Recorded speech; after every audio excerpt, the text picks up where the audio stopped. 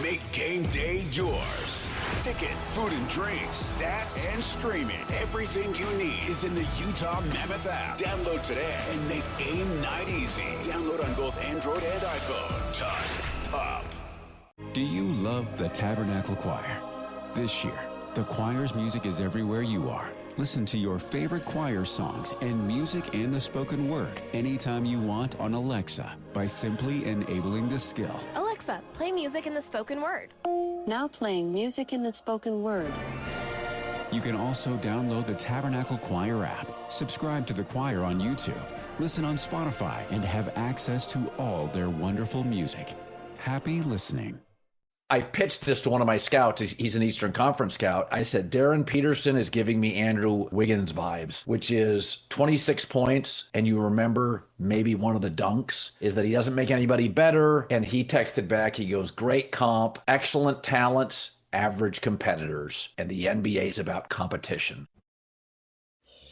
That's Colin Cowherd. You referenced that earlier in the show, PK. Doubters. The Jazz first-round pick, the second pick in the draft, Darryn Peterson, doubted. The NBA is about competitors, and your boy, you listened to him religiously, quoted him often. I learned a lot about him through you. Is now doubting Darryn Peterson's competitive nature? Somebody get that quote to Darryn. Give him fuel. Put a bigger chip on his shoulder. And I'll take it out on everybody, not just that guy in particular. I'm going to take it out on that scout. I'm going to take it out on Hurd. That radio host. I'm going to take it out on that guy who went number one. Taking it out on everybody. Man. Now, this is the first I'm hearing. He's going to score 26, but you only remember one bucket? One bucket. Stat guy, not a competitor. Okay. Put it on the list. Put it on the chalkboard. Now, Andrew Wiggins was the number one pick back in 2014. He's still only 31 years old. That's amazing. But you don't ever hear of him. You really don't. And he was the number one pick.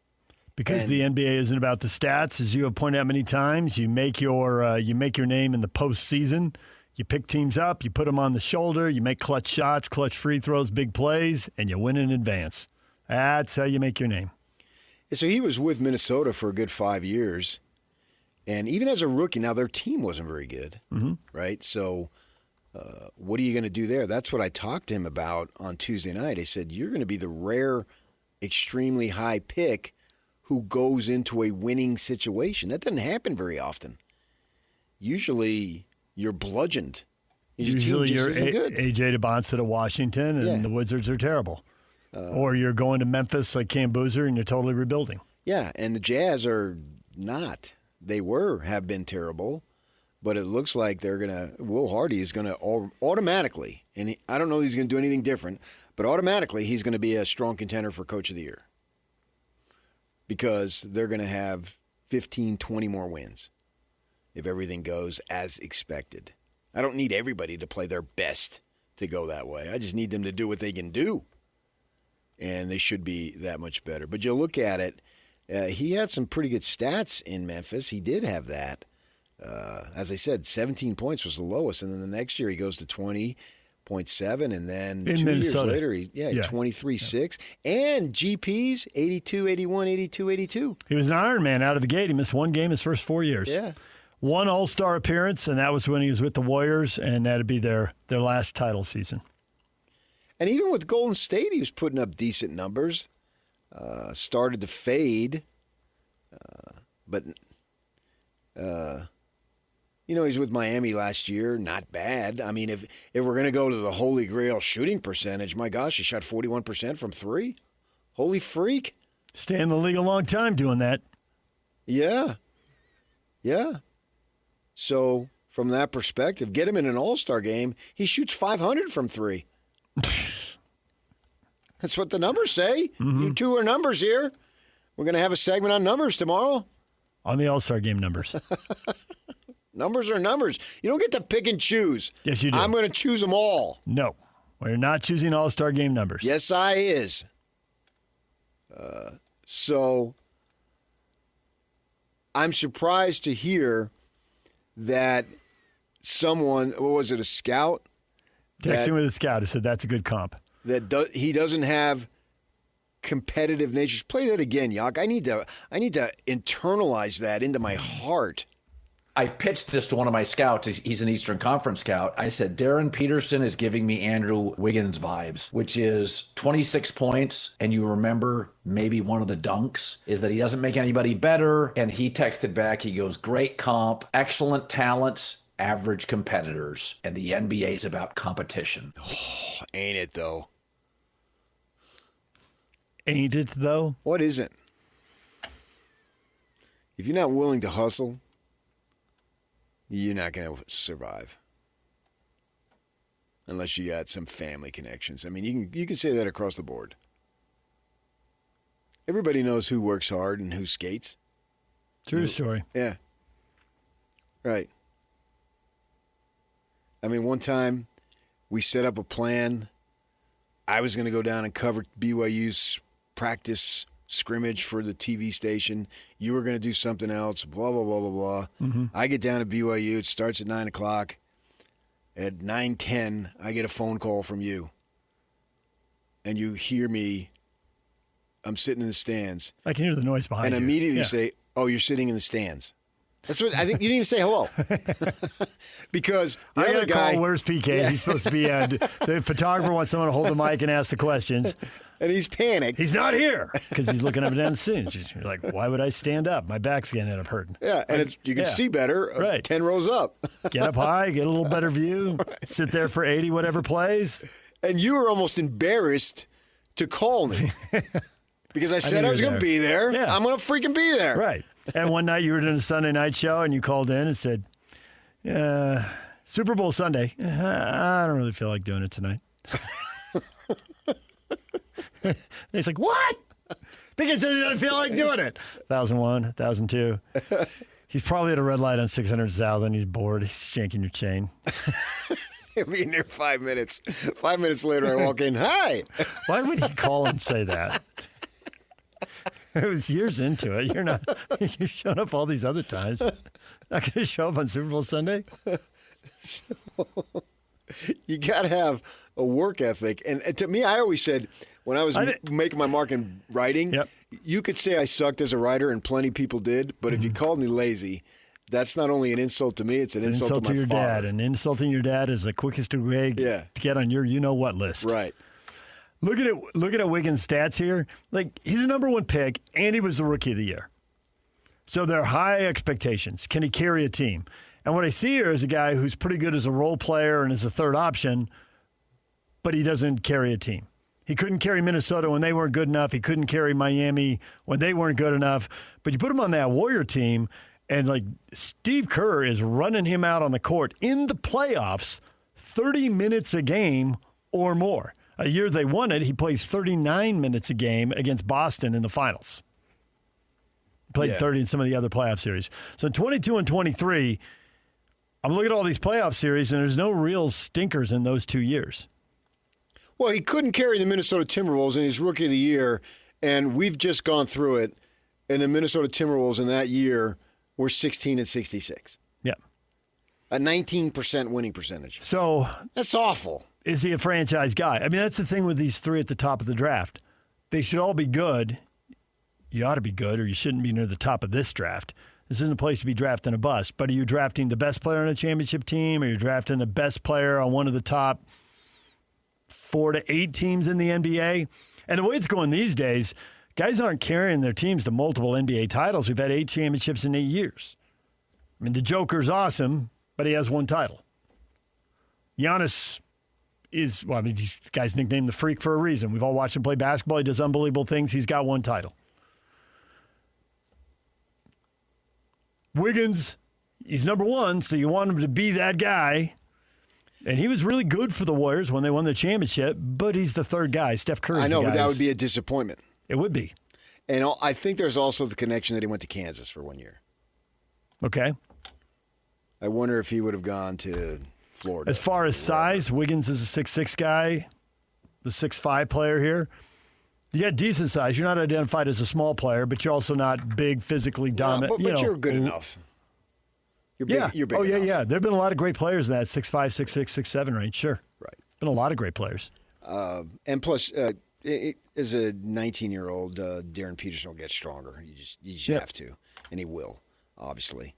You even look at MJ. He was sort of a string bean when he first came in. He played 3 years of college ball, and he was tough. Mm-hmm. By the time he realized, okay, what it takes here, he was chiseled. I just wonder if that is just because of the nature of he sat out. How long is this going to dog him? If he plays, if he comes out till and he we're dominates. sitting here in 80, but even I don't know that he's set up to dominate on this team so soon. I agree. agree. I think he can get rid of the non-competitive nature if he plays in 164 games in his first 2 years. That gets rid of some of the stuff. It certainly gets rid of the sitting it out, won't play through little things and all that. It handles that part of the story. But then the Wiggins comp, are you the third guy who in the course of the game makes a play here, makes a shot there? Yeah, but if you you're can't the really carry third guy team. to Steph Curry, okay. If you're the third guy and they win the championship, then it just becomes a footnote. You're right. Cam Boozer and AJ can be the guys. I mean, everybody's got something to battle here, and that's what Peterson has to battle. And Colin Cowherd says it, but a scout's texting it, and the Wizards are deciding it because if they thought he was really the guy, they're the number one pick, and they could have taken him. But maybe they just thought AJ was better. But see, I don't think that. Well, that's interesting. What if there's more than one guy in this back to your Olajuwon Jordan draft? Battling you're not athletic enough is not the same thing as battling you're lazy and not competitive. I get it. One hits harder. 1,000 times harder. Cam Boozer can't do anything about his vertical. It's like the guy who throws 92 doesn't throw 98. Sure, he wants to throw 98, but what is he supposed to do? He's got to find other ways to beat you because he doesn't throw 98. If he could, he would. If Cam could be a high flyer, athletic freak, a la the Greek freak and DeBonta, he would. But in a sense, for him, the good thing is he's not, and he still managed to dominate. So he's using his brain, not just some out of the birth canal skill that he has or was blessed with. I actually like that more. Jalen Brunson. Get the most out of what you have as opposed to... But if you're lazy, it does, and you're non-competitive, you're not getting the most it out of what you doesn't have. matter what skill level you have. You're underachieving. Nobody wants to, I'm a chronic underachiever. Nobody wants to be told you're an underachiever. Ice Cube's Big 3 is back. The most competitive basketball league on earth is on CBS this Saturday. Big 3 All-Star Dwight Howard and the LA Riot take on Greg Monroe and the Dallas Power. Then in another clash of undefeated teams, Earl Clark and Coach Steven Jackson lead the DMV Trilogy against Montrezl Harrell, Coach Dr. J, and the Chicago Triplets. The game played the way you love. Watch live Saturday on CBS at 4 p.m. Eastern, 1 p.m. Pacific, and catch replays Monday on BET. Presented by iHeart. Make game day yours. Tickets, food and drinks, stats, and streaming. Everything you need is in the Utah Mammoth app. Download today and make game night easy. Download on both Android and iPhone. Tusk Top. But all these doubts about Peterson, why he went to. Unless there really are 2 or 3 guys in this draft who are going to do it and win championships. And be the guy. I think it's because he sat out. I think it absolutely is. Because I've seen enough of him to know, and we've been saying it for weeks, it's not just now since Tuesday night, that he is the most skilled player in the draft. I came in probably 2 weeks later, after we had Austin on, that they believe he's the most skilled, and they've answered the questions about the negative, and if he's available, they will take him. He's got enough size. He's got enough skill. If he's got the competitiveness that we just heard doubted, what's he missing? That's it. That puts the puzzle together. Nothing. But he's going to have to answer that. I don't think he needs to go 25 right off the bat, and No. or a second year. And given the makeup of the team, I don't really expect that. Because everyone's going to understand. They got 4 or 5 that guys they've got who can accomplished score. players. Yeah, they got 4 or 5 guys who can score at a high level. It would be the same thing if Darryn Jackson was coming in this year and they had players like him combined with the players that have, and Darryn Peterson was a 5-year vet. I wouldn't expect Darryn Jackson to light it up. Now, if he's playing with Memphis, it's another story, which he did play for Memphis. Yeah. But if Boozer wins the Rookie of the Year, you're 0% surprised. He's going to get Devontae's, FGAs, man. Right, and he's going to have the ball in his hands a lot. So He's going the to future. He's going to score. He's going to get assists. He's a good rebounder. He's going to put up the numbers. And AJ is going to have to watch Trey do his thing for a while. And he can't be building stats when the ball's in Trey's hands. And I think that's what we're going to see here. And Peterson here with 4 or 5 other guys who can score. Any one of them could probably put bigger numbers on the board, but the fact they're all there and all able to score is probably going to limit everybody. Although I don't know this, I suspect when the management group was in Canton last week, that they presented a very positive picture for his development. Maybe even oversold it to get him thinking, okay, I have to earn my spot, but I'm not going to have to play 4th or 5th fiddle right off the bat. Yeah, I can see that. I could totally see that. And I think the other thing is they showed this vision of, by the time you're out of your rookie contract, like this guy, Markkinen's 29, and we're going to be up against it with a cap. And you're going to be the guy here.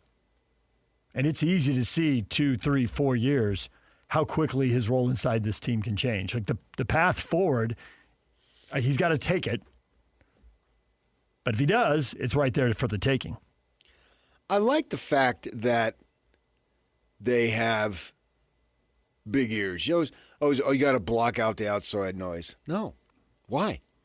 Why do you have to block it out? What page does it say that in player handbook? No.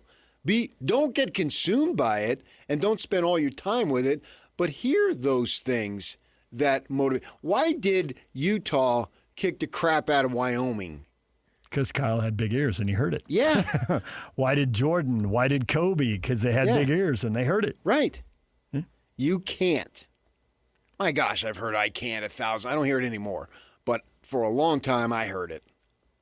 And I'll show you I can't. Yeah. And I'll only not show you, I will continue to show you for as long as I live. And I will beat you into submission for as long as I live if you think that about me. Yeah, I kept score every step of the way. Yeah. I forgot the good times. I haven't forgotten one bad time. It's the truth. It is not. You remember the good times. But I don't dwell on them. That's true. I dwell on the negative. Now, back to that time DJ didn't go to draft night and everybody was all upset. I thought it was funny. It was ridiculous. I got a producer 2 nights ago telling the guys that I'm windy. Yeah, I'm windy because I've done this for 25 years and people apparently want to hear what I have to say, son. Always go with the son. You love the son. It's one of your go-tos. Nobody uses son more derogatorily than you. You cross me, I don't forget it. And I think that's what they need to have too. You doubt me, I don't forget it. And that's what... Well, that sounds like what we heard from Peterson in that bite. And that's why I'm thinking it's good. The play 82 and all that. Yeah. Good. People here will eat it up. Stockton Malone are still revered for multiple reasons, but near the top of the list is they played 82. And so did Thurl, and so did Eaton, and those guys are revered, and they should be. Yeah, and Jerry Sloan pitching that. And Jerry Sloan coached 82. Yeah. Well, 81 and a half. He was always good to get kicked out at some point. Boom, and you're gone. But, AC Green played 30 seconds and got his... He did. He got credit for it. Walking under the jetway at the airport, so you didn't have to face the media. That in those days could go all the way out to the gate. There was no security to go through. Yeah, so he played. Yeah. So he coached. He may have gotten tossed a few. But he still was there. And fans, I think in every town, but this is the town we're in. And they absolutely demand it because most of them show up to work every day. It'll be interesting to see because it's so embedded. It can't go away right away. It's so embedded. No. But in a lot of these towns, and we've been there for work or we've lived in them and gone to games, they've got 3, 4, in the case of L.A., 6, 8 teams, right? And New York, 9, I guess, when you add in the 3 hockey teams. And so you have to be hot for people to really follow you. And there's a hardcore for every team, but there's people who bounce and follow the hot team. Here, like in Phoenix when you were a kid, there was one team for so long, so deeply embedded in the sports culture. Yeah. Now we have hockey, and we think we're getting baseball here in a few years. We'll see how it plays out in 4 or 5 years. And it'll take time. It'll take a generation. You and I will be dead. Why do you got to say that? Well, you got to figure by 2050 and 60 as you get 1 or 2 generations in, because isn't that what Arizona's in? When did the Diamondbacks start? Like 99, something like that? They started the Final Four. 98. Okay, 98. Because I flew through Phoenix on the way back from San Antonio on opening night. So you can count a generation as 20, 25, 30 years, whatever you want. But they're into the second generation of baseball fandom with the Diamondbacks. And the Cardinals moved there in the mid-'80s. So you could argue they're certainly in their second. They could be in their third generation of fandom. And so it evolves over time. And it'll evolve here. But it's not going to evolve during Peterson's career. We're going to look at 82. We're going to see it. We're going to talk about it. There'll be plenty of fans sitting in that arena, sitting in front of their TVs, listening to our shows, however they're distributed, radio, YouTube, whatever. Who remember Stockton alone going 82? They had Thurl. They had Jeff Hornacek. And Brian Russell. Joe Ingles. Yes. I never once questioned Donovan Mitchell's competitive nature. Never once. Right. So, and Peterson already knows it. He said it. It was one of the first things out of his mouth. Right. We all have routines. I'm Jabron, and with diabetes, mine was finger sticks. Sometimes I skip them because they hurt. The Freestyle Libre 3CGM changed that. It gives me glucose insights without finger sticks. Learn more at freestylelibre.us. Finger sticks are required if your glucose alarms or readings do not match symptoms, or when you see check blood glucose symbol for the first 12 hours. The views expressed should not be used for medical diagnosis or treatment as a substitute for professional medical advice. Individual circumstances may vary. For prescription only. Safety info found at freestylelibre.us. The grill is shot. The chairs are held together by optimism. And what happened to the rug? Sounds like your outdoor setup is not ready for patio season. Fix it all with Wayfair. Shop Wayfair for grills, rugs, furniture, and more. With 20 million 5-star reviews, room of choice delivery, and expert setup on qualifying orders, it's never been easier to do more for less. Get 10% off your first eligible purchase. Hurry to wayfair.com or download the app now. Wayfair.